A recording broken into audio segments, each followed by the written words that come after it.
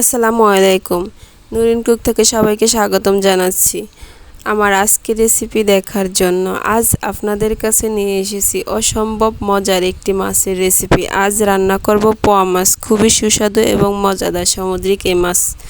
পোয়া মাছ অনেকটা নরম এবং কাঁটা কম থাকায় এটা খেতে সবাই ভীষণ পছন্দ করে।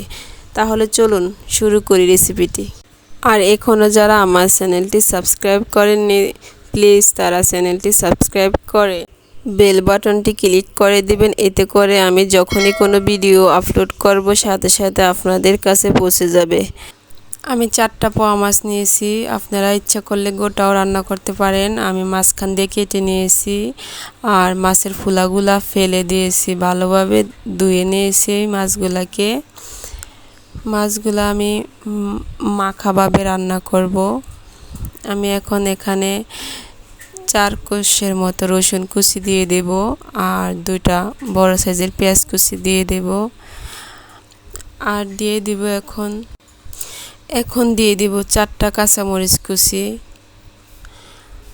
আর দিয়ে দিব হলুদ গুঁড়ো 2 চামচের মতো, মরিচ গুঁড়ো দিয়ে দেব 2 চামচের মতো, আদা রসুন দিয়ে দেব 2 চামচের মতো,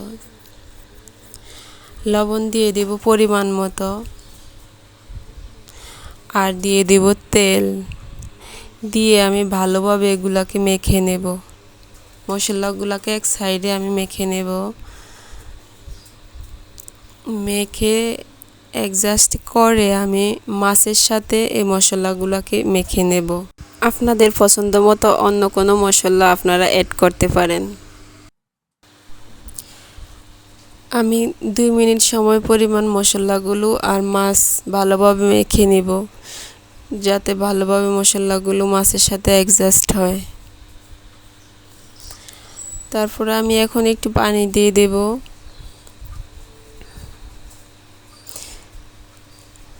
পানি দিয়ে আমি ঢেকে এখন চুলায় বসিয়ে দেব।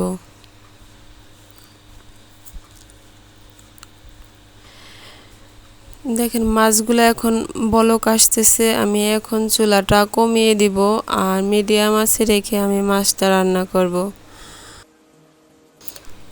কিছুক্ষণ বলক আসার পরে আমি মাছগুলাকে একটা ভাজা মাছের মতো উল্টিয়ে দেব।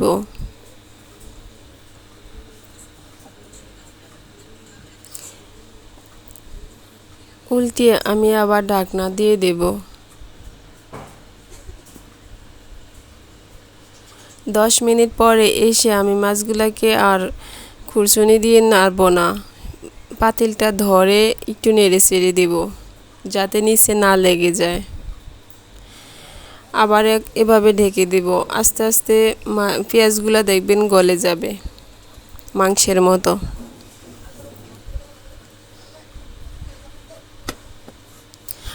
মাছগুলো অনেকটা কষানো হয়ে গেছে, এখন আমি একটু পানি দিয়ে নেব।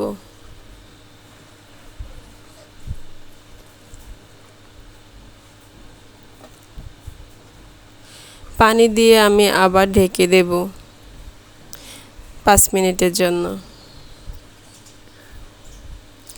5 মিনিট পরে দেখেন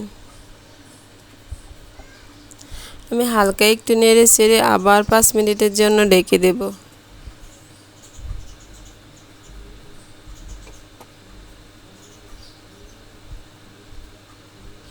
5 মিনিট পরে দেখেন মাছটা হয়ে আসছে। আমি এখন ধনেপাতা দিয়ে দেব।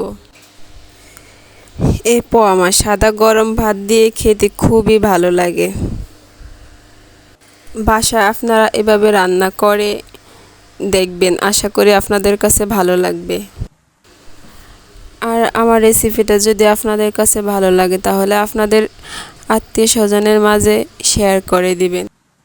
ভিডিওটা শেষ হয়ে আসছে, সবাই ভালো থাকবেন, সুস্থ থাকবেন। আল্লাহ হাফেজ।